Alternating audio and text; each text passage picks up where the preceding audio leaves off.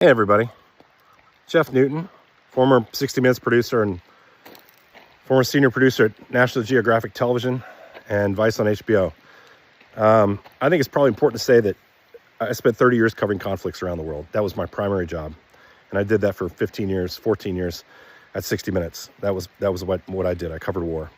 And I've been in every major war zone on the planet for the bulk of my career. And I have been thinking a lot lately about how this war in Iran is shaping up. The U.S. military spending $1 billion a day. And then the last 2 or 3 days, I've been thinking about making this real.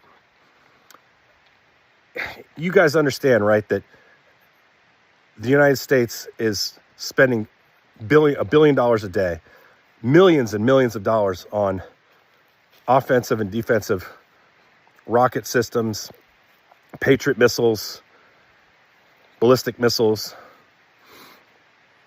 weapon systems that are on F-22s, F-35s, F-15, just expensive stuff. And in the meantime, Iran, along with their military, which is a very strong capability, is also fighting us with $20,000 drones. And we're having a problem keeping up. We're knocking out $20,000 drones out of the air with $1 to $9 million missiles systems. Can you imagine how fast we're depleting that system, those military systems?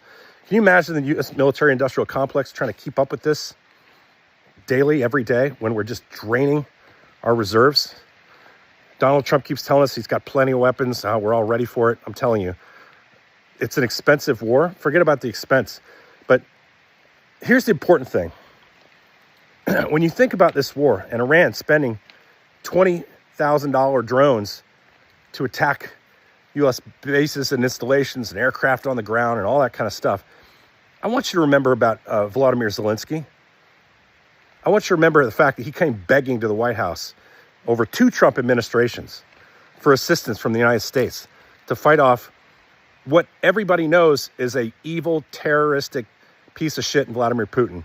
And Trump, who's his little butt buddy, has been saying, no. We're not going to help you. You're not going to help us. You don't give us your minerals. You shouldn't be a member of NATO, right? Kicking his ass all the way. Guys coming in with open hands, begging for help to save from Russia being on the doorstep of Europe. Can't get a crumb from this guy, right? Trump won't give him shit. Claims he gives them everything. Doesn't give them anything. So they developed their own system for fighting war, right? They started going, well, we can't compete without these weapons, so let's develop the drones and how to fight Russia with drones. And they've been kicking their fucking asses for years now with these drone systems. And they've rewritten the laws of war and the rules of war and the doctrine of war. You can't get near a front line now without somebody sticking a drone up your ass in Ukraine, Russians and Ukrainians. But Ukrainians have been holding them off with fairly low-tech systems. And they've written the playbook. And now, guess who's asking for fucking assistance to figure this out? Because the Iranians are using drones.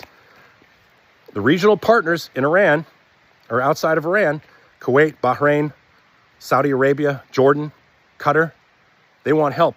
And Vladimir Zelensky, today, I've been thinking about this story for days. And today, Zelensky came out and said, we're going to help our regional partners understand this. We're going to help.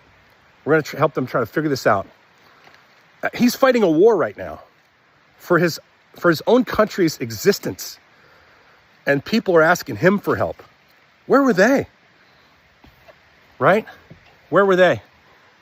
Right, George? They ignored him. The United States ignored him. And he says the United States, officials of the United States government have come to him and asked him for help to figure this drone stuff out. Can you imagine the fucking nerve? Donald Trump sending his people to him and saying, hey, how do you guys do this? We really need to pick this pace up, figure it out. And him being kind enough to say, okay, we'll figure it out. We'll help you. I mean, not at the expense of our losing our war here, but, hey, how about hooking a brother up? We'll see what happens with this. But understand the reason NATO and coalitions come together and talk about things before they go to war is for this very reason. So they can have cooperative efforts to keep the most evil fucks on the planet from getting to us. And that's what he's been doing for 4 years. You can even go back to the Donbass when they invaded the Russian portion of the Ukraine and the eastern part of Ukraine. So it's even longer than that.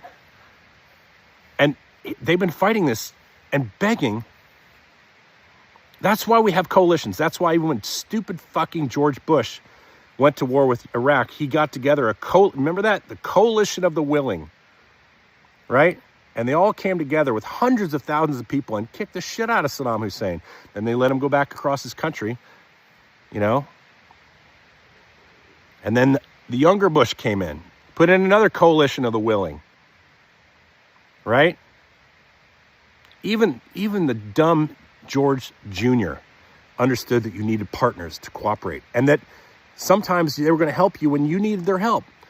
Now, Trump and Hegseth are like, we're doing it on our own, blah, blah, blah. And then they start getting hit with these drones and they're like, maybe we can ask somebody for help, but don't do it too loudly.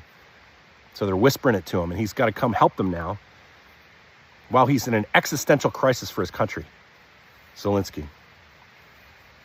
And he's fighting off Vladimir Putin, who's the most evil dude on the planet.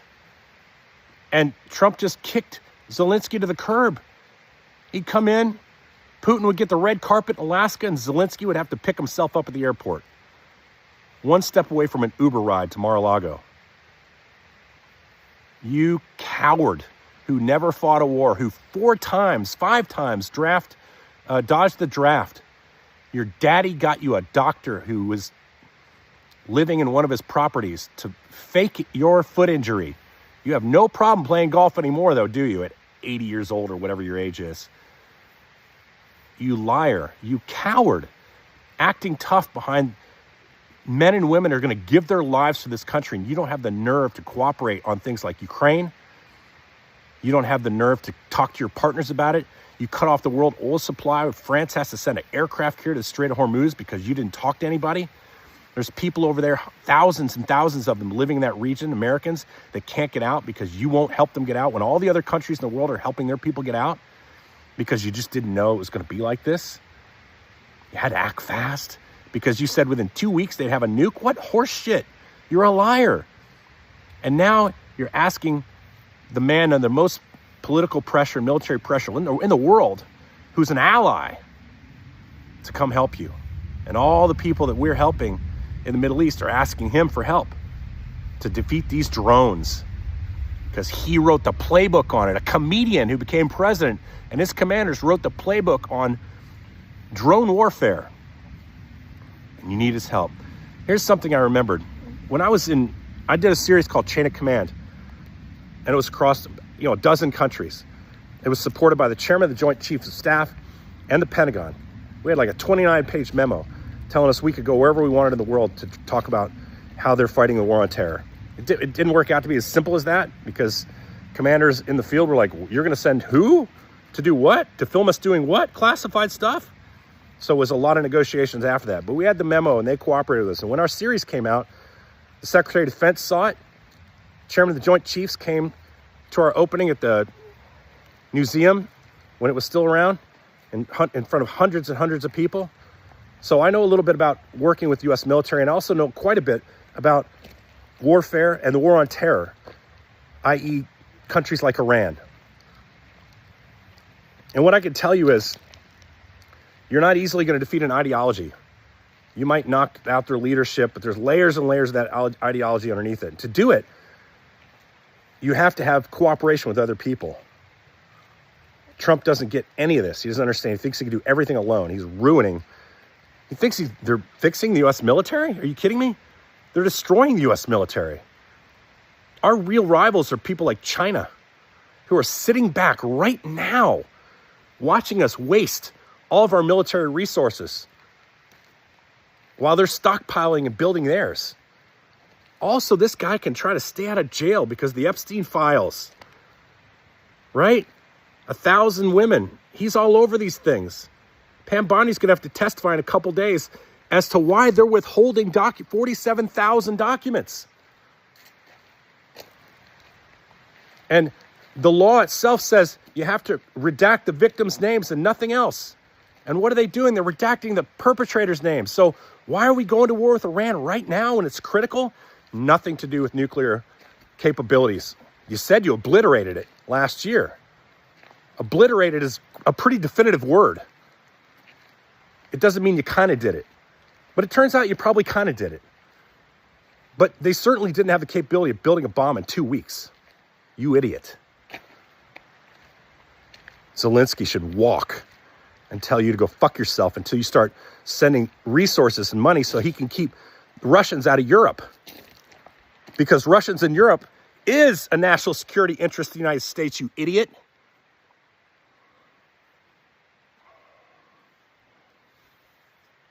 Misfits. Like, follow, and share. Keep the pressure on these people so they end this stupid conflict. You think you're going to make the Iranian ideology go away? Contain it. Just contain their ideology. For 30 years, their ideology has been contained to a spot. And they have little proxy things where they mess with Israel. But why are we selling so many weapons to Saudi Arabia, Bahrain, cooperative efforts with them, Oman, bases in places like the United Arab Emirates, selling weapon systems to them, Kuwait? Pilots are trained. The ones who shot us down the other day were trained by the United States and they're flying U.S. weapon systems. Why don't we tell those guys, with all the billions and billions of dollars we send to them, to take care of their neighborhood so that we don't have to worry about it? That's why we sold them the weapons, you idiot. Israel, we already give them billions and billions of dollars. We don't need to start a war with Iran because Netanyahu's trying to avoid his fraud convictions. This is preposterous. Preposterous. And all those people that think they understand what's going on with these conflicts, occasionally I get some soldiers on here that will argue with me and say I don't know anything about war. And when I look them up, they've had like one tour of something, somewhere. They're holding their M4, looking bad with camo on, all this kind of stuff. You know, I have a lot of friends in this world, trust me. And the ones that I respect and love and take care of, U.S. members of the U.S. military, they've got lots of tours over decades, all the way back to the Panama invasion. And if you ask those kind of guys, the ones who've really been in this shit for a long time, they'll tell you this is foolhardy. You're going to create more enemies running around telling people, you know, hey, this is Armageddon. We're fighting for God. And that's what Pete Hegseth is telling his chaplains and everybody and commanders to tell people. You know, he's broadcasting on the defense media server, not military operations, but prayers at the Pentagon every Friday. Jeez, we're in trouble, man. We're in trouble. And Zelensky has never been a problem. Our problem is internal. Internal. So, like, follow, and share. Go over on Substack if you like what we're saying, like how we're discussing this stuff in the even tone that I'm always able to deliver it in. And become a paid subscriber so that we can keep talking to you. Take care, everybody. From the Writer's Cabin.